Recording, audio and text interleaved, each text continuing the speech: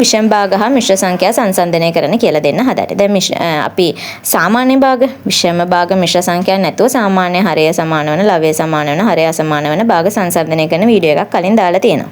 හරි, මේකේ හරය සමාන වෙන කීපයකුත් මම දැම්මා. හැබැයි මේක ඇතුළේ තියෙන මොනවද? විෂම භාග, මිශ්‍ර සංඛ්‍යා. එහෙනම් මේකේ මොකද වෙන්න ඕනේ? මුලින්ම හරය අසමානයි, ලවය අසමානයි දෙන්නෙක් ඉන්නවා. හරය ලවය දිහා බලලා හරය සමාන කරගත්තම 5 × 3 15ට මේ විදියට හදාගත්ත තුල්‍ය භාග දෙකක්. ඒකට පිළිතුරු දෙක අපි මේ විදියට යටින් ලියනවා. හරිද? මතකයි නේද? මේ විදියට ලියාගත්තට පස්සේ අපිට කොච්චර ලේසියෙන් හරය සමාන වුණාම ලවයෙන් සංසන්දනය කරන්න පුළුවන්ද කියලා. එහෙනම් 39 ලොකු නිසා කෙලින්ම 5න් 13 විශාලයි කියලා මම එකපාර දැම්මා. හරි. මම මේ ගානට එන්නම්කෝ දෙවෙනි ගාන චුට්ටක් තියලා කෙලින්ම හරය සමාන නිසා ලවයේ විශාල භාගය විශාලයි කියලා දාන්න. හරිද? එහෙනම් ඔන්න දැන් දෙක අටට හදන්න පුළුවන් නම් එක භාගයක විතරයි තුල්‍ය භාගයක් මේ විදියට හදන්න ඕන. එහෙනම් ඔන්න ඊතුරු භාගෙත් ලිව්වා. 44 ලොකු නිසා මට කියන්න පුළුවන් 2න් 11 විශාලයි කියලා. ඊළඟට අපිට මිශ්‍ර සංඛ්‍යා දෙකක් දීලා තියෙනවානේ.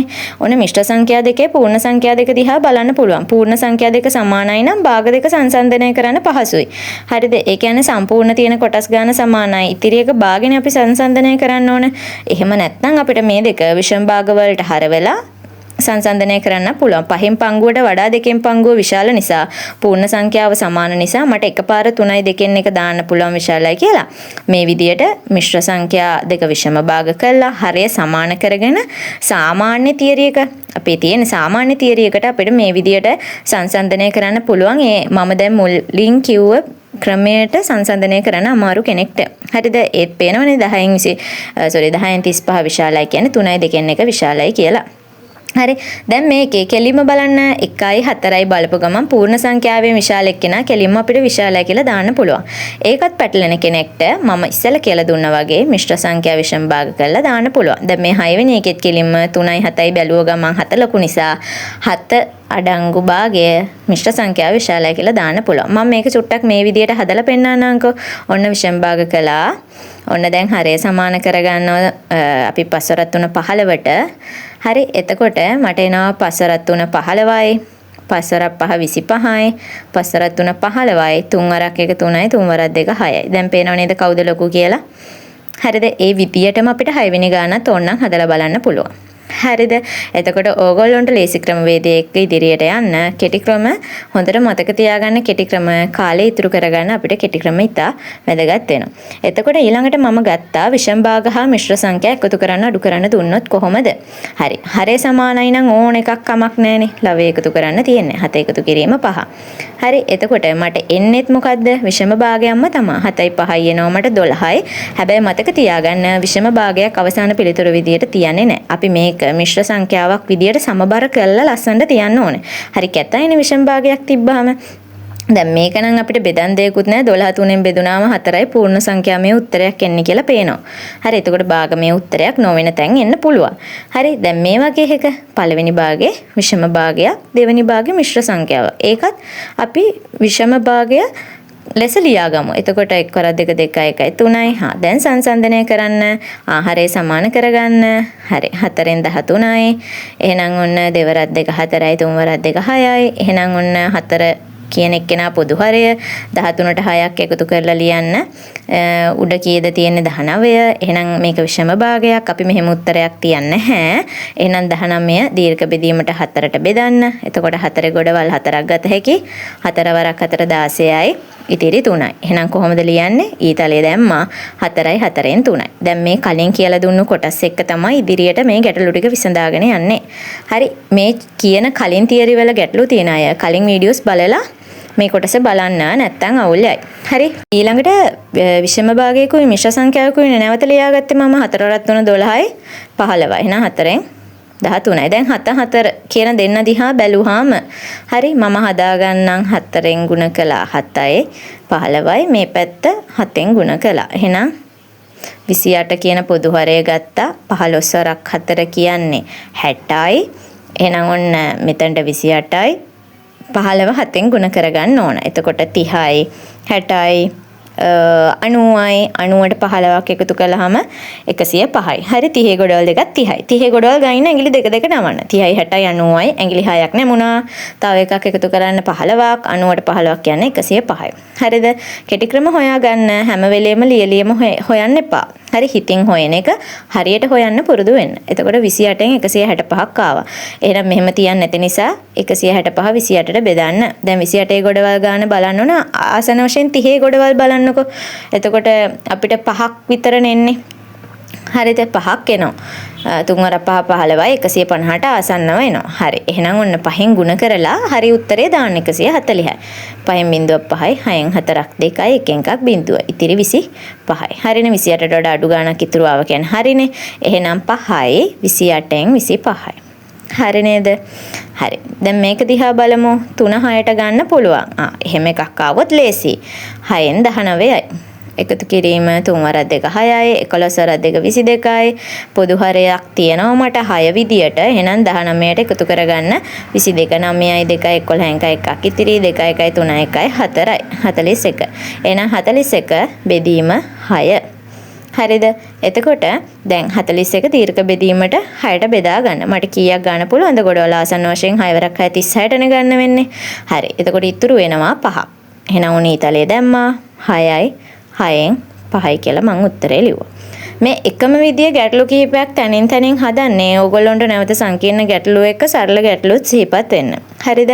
ඕන දැන් මම ඊළඟට කියන්න යන්නේ චුට්ටක් සංකීර්ණ ගැටලුවක් ගැන. අපිට මිශ්‍ර සංඛ්‍යා දෙකක් එකතු කරන්න දුන්නාම ප්‍රධාන ක්‍රම දෙකක් ඔස්සේ එකතු කරන්න පුළුවන්, අඩු කරන්නත් පුළුවන්. හරි. ඔන්න පළවෙනි ක්‍රමය කියන්න යන්නේ. මම මෙන්න මේ භාග දෙකේ පූර්ණ සංඛ්‍යාවක් සහ භාගයක් එකතු වෙලානේ හැදිලා තියෙන. ඔන්න මම එකතු කිරීමෙන් මේ දෙන්න කැඩුවා. පූර්ණ සංඛ්‍යාව 4 දෙකෙන් එක. මේ එකතු කිරීමේ ලකුණ දාලා 3 ධන 4න් දෙකත් කැඩුවා. හරිද? දැන් පූර්ණ සංඛ්‍යාවට පූර්ණ සංඛ්‍යාව එකතු කරලා භාගයට භාග එකතු කරලා තමයි මම මේකේ පිළිතුර ගන්න යන්නේ. එහෙනම් 4යි 3යි ලං කරගන්න, 2න් 1යි 4න් 2යි ලං කරගන්න. එතකොට මොකද කරන්නේ? පූර්ණ සංඛ්‍යාව වෙනම එකතු කරලා භාග වෙනම එකතු කරන්නයි යන්නේ. හරිද? මෙතනට පිළිතුරක් සහ භාග දෙකට පිළිතුරක් ගන්නවා. 4යි 3යි 7යි. හරි. භාග දෙක සාමාන්‍ය විදියට මොකද්ද වෙන්නේ? ඒ තියරි එක වෙනසක් නැහැ. පොදු හරයක් අරගෙන එකතු කළා. එහෙනම් හරය 4ට සමාන කරගත්තා. එහෙනම් 4න් කීයද කියලා ලියා ගන්න. හරි. හරය 4යි. උඩින් එනවා 1 වරක් 2 2යි. දෙකට දෙකක් එකතු වුණාම 4යි. එතනින් කීයද ආවේ? 4න් 4 කියන්නේ සම්පූර්ණ 1යි. එහෙනම් මට එනවා 7 එකතු කිරීම 1 කියන්නේ උත්තරේ කීයක්ද? 8ක්. පූර්ණ සංඛ්‍යාමය පිළිතුරක් එන්න පුළුවන්, ගැටලුවක් නැහැ. හරිද? හරි. දැන් කියන්න යන්නේ දෙවෙනි ක්‍රමය. දැන් දෙවෙනි ක්‍රමයේදී අපිට පුළුවන් අපි දන්නවා විෂම භාග දෙකක් අපි සාමාන්‍යයෙන් මිශ්‍ර සංඛ්‍යා දෙකක්. අපි සාමාන්‍යයෙන් විෂම භාග වලට පරිවර්තනය කළා තමයි ගොඩක් වෙලාවට සුළු කරන්නේ. අපිට ඒ ක්‍රමවේදයට යන්නත් පුළුවන්. හරි 4 වරක් 2 8 1 9 2 9යි. මෙතනින් එනවා 4න් 15යි. එහෙනම් දැන් මම සාමාන්‍ය විදියට මේ විදියට මෙතනින් හරය සමාන කරගෙන ඔන්න හදනවා. එහෙනම් මට එනවා 18 එකතු කිරීම 15 හරයට 4. හරි. එහෙනම් ඔන්න මෙතනින් මම එකතු කරගෙන යනවා. චොරි ගැටලුවක් ආවා. මොකද උනේ? ඉන්න මෙතන 4 වරක් 3 12යි. 13යි 14යි. සෝරි මෙතන 15 දාලා. මෙතන 14. මම බැලුවොත් එකක් ආවේද කියලා 4යි 8යි එකතු කළාම 12න් 2 එකක් ඉතිරි. ඔන්න 32යි. 32 බෙදීම 4 කියන්නේ උත්තරේ 8යි. හරිද? දැක්ක නේද? පූර්ණ සංඛ්‍යාවක් ආවා. දැන් ඔයාලටත් වැරදුනාම මං චෙක් කරපු විදියට චෙක් කරන්න පුරුදු වෙන්න. හරි. ඇයි ඔත්තේ සංඛ්‍යාවක් ආවේ කියලා මං කල්පනා කළා. ඒ හින්දා ආයෙ චෙක් කළා. හරි.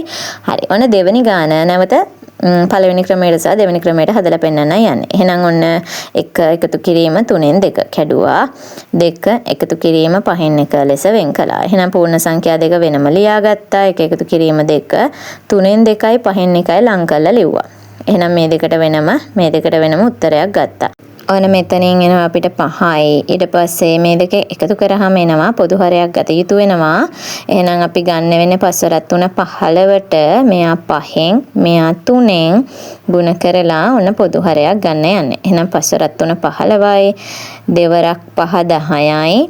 1 වරක් 3 3යි. එහෙනම් 13ක් එනවනේ. මට එනවා 5යි 15න් 10යි 3 එකතු කරාම 13යි කියලා. එහෙනම් 5යි 15න් 13යි කියලා උත්තරයක් එනවා. හරි. අපි බලමු දෙවෙනි ක්‍රමයට මේ ගාන හදන්නේ කොහොමද? දැන් මේ පිළිතුර මෙන්න එපා මම ක්‍රම දෙකට චෙක් කරලා බැලුවාම. හරි. අපි බලමු දෙවෙනි ක්‍රමය. විෂම භාග කරන්න යන්නේ 1 3 3යි 2යි 5යි 3න් 5යි 5 2 10 1යි 11යි 5න් 11යි. එහෙනම් පොදු හරය කීයටද ගන්නෙ 15ට. එහෙනම් 5න් ගුණ කළා 5න් ගුණ කළා 3න් ගුණ කළා 3න් ගුණ කළා. හරි. එහෙනම් පොදු හරය කීයද 5 3 15යි. එහෙනම් මෙතනින් එනවා 5 5 25යි 11 3 33යි. සමාන ලකුණු ටික එක කෙලින් ලස්සනට දාන්න 15යි 5යි 3යි 8යි 3යි 2යි 5යි. හරි. එතකොට මට එනවා 58 බෙදීම 15ක්. මම දැන් හොයන්න යන්නේ මිශ්‍ර සංඛ්‍යාවක් විදිහට. මම කියන්නේ මේක මෙහෙම තියන්නේ හරි කැතයි කියලා. හරි. එතකොට 58 දීර්ඝ බෙදීමට 15ට බෙදා ගන්න ඕන. දැන් මට මෙතන 15 ගොඩවල් 3යි නේද ගන්න පුළුවන්. බලන්න චූට්ටක් උඩ ගානේ කොතන හරි මට වැරදුනාද කියලා. 15 ගොඩවල් ඇත්තරම් 58ට 3යිනේ ගන්න පුළුවන් 45ක් වෙන්න.